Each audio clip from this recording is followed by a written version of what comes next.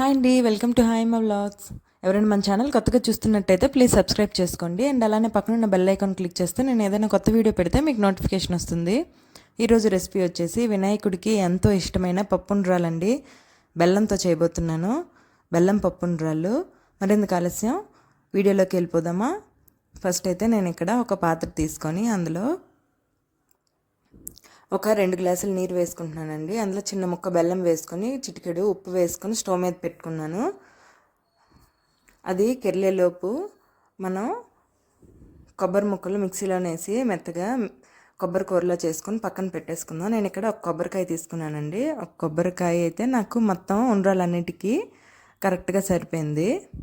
ఇప్పుడు చూసారా, ఈ కొబ్బరికూరని కొంచెం ఈ కెరలతో నీటిలో వేసుకోండి. ఇప్పుడు వరిపిండి తీసుకోండి. వరిపిండి ఒక 2 గ్లాసులు, ఇందాక మనం ఏ గ్లాస్తోనైతే నీరు వేసుకున్నామో ఆ గ్లాస్తో కొలుచుకొని 2 గ్లాసులు వరిపిండి వేసుకొని మంచిగా ఉండలు లేకుండా కలిపేసుకోండి. ఇప్పుడు మనం ఉండ్రాళ్ళకి ఈ ముద్ద తయారు చేస్తున్నామండి. ఫస్ట్ ఉండ్రాళ్ళకి ముద్ద తయారు చేసుకొని పక్కన పెట్టేసుకుంటే, ఉండ్రాళ్ళన్నీ చుట్టేసుకుంటే అదే పెద్ద పని అసలు ఉండ్రాళ్ళకి.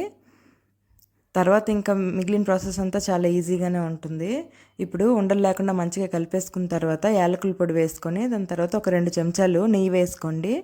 వేసుకొని కింద నుంచి పైకి మంచిగా ఆ పిండి అది లేకుండా శుభ్రంగా కలిపేసుకొని వేడి మీద, అంటే గోరువెచ్చగా ఉన్నప్పుడే మనం ఉండ్రాలు చుట్టేయాలి. చల్లగా అయిపోతే ఉండ్రాళ్ళు సరిగ్గా రావు. సో అది మాత్రం మీరు గుర్తుపెట్టుకోవాలండి.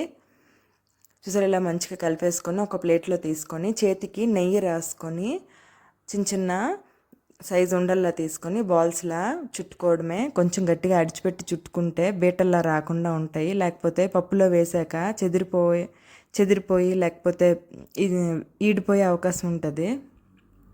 సో మనం చుట్టినప్పుడే మంచిగా ఇలా గట్టిగా అడిచిపెట్టి బీటలు లేకుండా గులాబ్ జాములు ఎలా చుడతామో అలా చుట్టుకుంటే మనకి పర్ఫెక్ట్గా ఉంటుంది.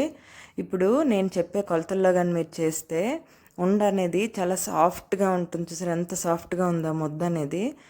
మనం పప్పులను వేసాక ఇంకా నాని ఉండ్రాలు తింటున్నప్పుడు చాలా సాఫ్ట్గా ఉంటుంది, చెదరదు కూడాను. చూసారా, ఇప్పుడు ఉండ్రాలన్నీ చుట్టుకున్నాం కదా, చుట్టుకొని పక్కన పెట్టేసుకుందాం. ఇప్పుడు మనం పప్పు ఉడకబెట్టుకుందాం. కుక్కర్ తీసుకొని ఒక 2 గ్లాసులు, ఇందాక మనం ఏ గ్లాస్ అయితే కొలుచుకున్నామో ఆ గ్లాస్తోనే 2 గ్లాసులు పప్పు కొలుచుకొని వేసుకున్నామండి. బాగా పప్పు 2-3 సార్లు కడిగేసుకొని ఒక 3 గ్లాసుల దాకా నీరు వేసుకుంటున్నాను. 3 గ్లాసులు నీరు వేసుకొని కుక్కర్ పెట్టేయమనండి. నేను ఇక్కడ స్టీల్ కుక్కర్ తీసుకుంటున్నాను. లో టు మీడియంలో ఒక విజిల్ వస్తే ఆపేసాను. పెసరపప్పే కదా, చాలా త్వరగానే ఉడికిపోతుంది. చూసారా, పప్పు చాలా మెత్తగా ఉడికిపోయింది కదా. మంచిగా కవం కొట్టేసుకొని పక్కన పెట్టేసుకుందాం. పప్పు మెత్తగా చేసుకొని పక్కన పెట్టేసుకున్నాక ఇప్పుడు ఇందులోని బెల్లం కరగబెట్టి వేసుకోవాలండి. బెల్లం కూడా సేమ్ క్వాంటిటీ అనండి. 2 గ్లాసుల పప్పుకి సేమ్ అదే క్వాంటిటీలో బెల్లం కూడా తీసేసుకోవాలి. అన్నీ సరేనండి. బెల్లం ఏంటంటే మనం ఫ్రిడ్జ్లో గట్ట పెట్టుకుంటూ ఉంటాం కదా, అది బెల్లం పొడిచి అందులోనే వేయడానికి గట్టిగా ఉంటుంది కదా. సో అలాంటప్పుడు ఒక చిన్న టిప్ చెప్తానండి. బెల్లం అనేది ఓవెన్ సేఫ్ ప్లేట్స్ ఉంటాయి కదా, ఇప్పుడు నేను చూపించిన పింగాణి ప్లేట్ అది ఓవెన్ సేఫేనండి. ఓవెన్ సేఫ్ ప్లేట్లోని ఆ బెల్లం ముక్క పెట్టుకొని ఓవెన్లో ఒక 30 seconds to 1 minute పెట్టేసుకుంటే మెత్తగా అయిపోతుంది. చాక్తో ఇలా పీసెస్లా కట్ చేసేసుకోవచ్చు. ఇప్పుడు కట్ చేసుకున్న బెల్లాన్ని ఒక పాత్రలో వేసుకున్నాం కదా, వేసుకొని ఒక చిన్న గ్లాసుడు వాటరు, అందులోనే ముందుగా మనం మిక్సీ చేసుకున్న కొబ్బరి కూర కూడా వేసుకొని మంచిగా కరిగించేసుకున్నాం. కరిగించిన బెల్లం వాటర్ని పప్పు మ్యాష్ చేసుకొని పెట్టుకున్నాం కదా అందులో పోసేసి పప్పు ఆ బెల్లం నీరు మంచిగా కలిసేలా బాగా కలిపేసుకోండి. స్టవ్ ఆన్ చేసేసుకోండి. ఇప్పుడు ఒక్క ఉడికాక మనం ముందుగా రెడీ చేసి పెట్టుకున్నాం కదా ఆ ఉండ్రాలన్నీ అందులోని వేసేసి మంచిగా ఉడికాక స్టవ్ ఆఫ్ చేసేయడమేనండి. చాలా ఈజీ ప్రాసెస్.